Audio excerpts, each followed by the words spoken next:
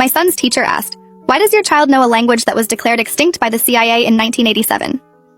Mrs. Pemberton stood in the doorway of her classroom holding a tablet showing a video of my 7-year-old son speaking words I didn't recognize. The afternoon sun cut through the windows behind her, making her gray hair look almost white. I'd come for a routine parent-teacher conference expecting to discuss Oliver's math grades, or his tendency to daydream during reading time. Instead, she was playing me footage of my son speaking fluently in what sounded like a mix of clicks, tonal shifts, and guttural sounds that seemed impossible for a child's mouth to produce. "I don't understand," I said, watching Oliver on the screen. He was sitting at his desk during free time, whispering to himself while drawing. The sounds coming from his mouth were deliberate and structured. This wasn't nonsense. This was language. Mrs. Pemberton's hand was shaking slightly as she held the tablet. "I have a doctorate in linguistics. I spent 6 years studying endangered languages before I became a teacher. What your son is speaking is Koresh. It's a language from a small ethnic group in the Caucasus region that was documented by Soviet linguists in the 1970s.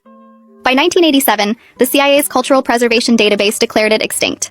The last known speaker died in 1986. There are maybe 3 people in the world who could even recognize what I'm hearing, and I'm one of them."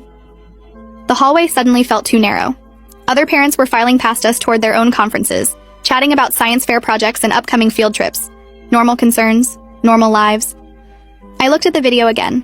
Oliver's lips moved with the precision of someone who'd spoken this language for years, not a child who'd never left suburban Maryland. "Maybe he heard it somewhere? A documentary or a video game?" Mrs. Pemberton shook her head. "Mrs. Reeves, there are no documentaries. There are no recordings available to the public. The only existing documentation of Koresh is locked in classified archives. The Soviet linguists who studied it were all killed during the conflicts in the 1990s. Their research was seized by intelligence agencies and buried.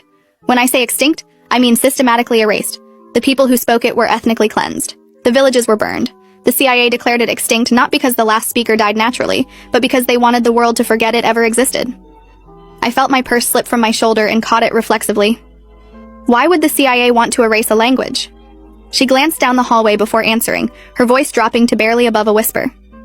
"Because the Koresh people witnessed something during the Soviet collapse that powerful interests didn't want documented. Their oral histories contained information about weapons programs, mass graves, and war crimes that would have implicated both US and Russian officials. Erasing the language meant erasing the testimony. No speakers, no witnesses, no accountability.